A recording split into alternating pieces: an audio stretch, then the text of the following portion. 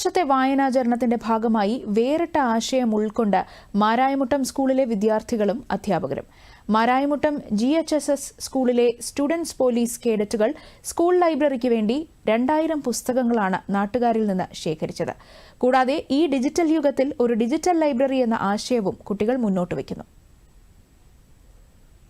1996 മുതലാണ് കേരള സർക്കാർ ഗ്രന്ഥശാല സംഘത്തിന്റെ ഉപജ്ഞാതാവും പ്രചാരകനുമായ PN പണിക്കരുടെ ചരമദിനമായ ജൂൺ 19 വായനാ ദിനമായും ജൂൺ 19 മുതൽ ജൂലൈ 19 വരെ വായനാചരണമായും ആഘോഷിക്കുന്നത്. ഈ വർഷത്തെ വായനാചരണത്തിന്റെ ഭാഗമായാണ് മാരായമുട്ടം GHSS സ്കൂളിലെ സ്റ്റുഡൻസ് പോലീസ് കേഡറ്റുകൾ മികച്ചൊരാശയം മുന്നോട്ട് വയ്ക്കുന്നത്.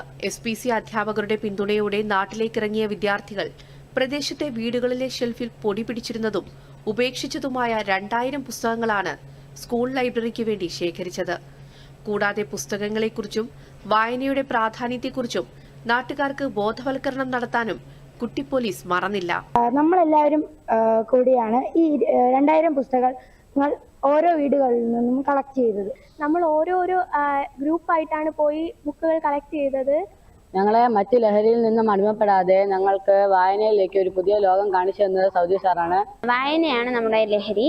ആദ്യമൊക്കെ എനിക്ക് വായിക്കാനുള്ള ഇൻട്രസ്റ്റ് ഇല്ലായിരുന്നു. പിന്നെ ഈ SPCയിൽ ചേർന്നതിന് ശേഷം വിവിധ ബുക്കുകൾ വായിച്ചതിലൂടെ എനിക്ക് അത് ലഹരിയായി മാറി. വായനയുടെ പ്രാധാന്യത്തെ മുൻനിർത്തി ഈ ഡിജിറ്റൽ യുഗത്തിൽ ഒരു ഡിജിറ്റൽ ലൈബ്രറി എന്ന പുതിയ ആശയവും കുട്ടികൾ മുന്നോട്ട് വയ്ക്കുന്നു. ലൈബ്രറിയുടെ ഒരു ഭാഗത്തായി മോണിറ്റർ സ്ഥാപിച്ച് അതിലൂടെ പുസ്തകം തിരഞ്ഞെടുത്ത് വായിക്കാനും അഭിപ്രായം രേഖപ്പെടുത്താനുമാണ് ഇതിലൂടെ ഉദ്ദേശിക്കുന്നത്.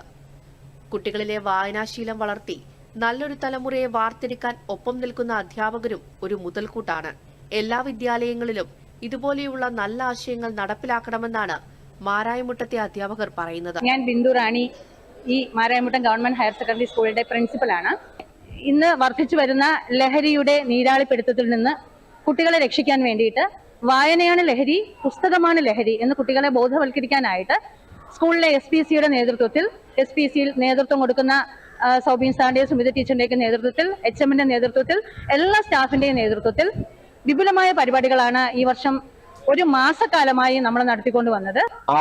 അവന്റെ സമയം മറ്റു ആക്ടിവിറ്റികളിൽ നിന്ന് മാറ്റി ലഹരിയോട് വിട പറഞ്ഞ് അവന്റെ മാനസികമായ ഉല്ലാസമുണ്ടാക്കുക, വായന ശീലമാക്കി മൊബൈൽ ഫോൺ അഡിക്റ്റ് ഇങ്ങനെയുള്ള വ്യത്യസ്തങ്ങളായ കുട്ടികളിൽ ഉണ്ടാകുന്ന പ്രശ്നങ്ങൾക്ക് പരിഹാരം കണ്ടെത്തുവാൻ നമ്മുടെ സ്കൂളിലെ ഈ 2000 പുസ്തകങ്ങൾക്ക് കഴിയും എന്ന് അധ്യാപകരും ഞങ്ങളും വിദ്യാർത്ഥികളും തെളിയിക്കുന്നുണ്ട്. നമ്മുടെ കുഞ്ഞുങ്ങളെ തട്ടിയെടുക്കാൻ ലഹരി സംഘങ്ങൾ ഉൾപ്പെടെ കാത്തുനിൽക്കുന്ന ഈ കാലത്ത് വായനയാണ് ശരിയെന്നും ജീവിതമാണ് ലഹരിയെന്നും ബോധ്യപ്പെടുത്തി കൊടുക്കുന്ന മാരായമുട്ടം സ്കൂൾ ഉത്തമ മാതൃക തന്നെയാണ്.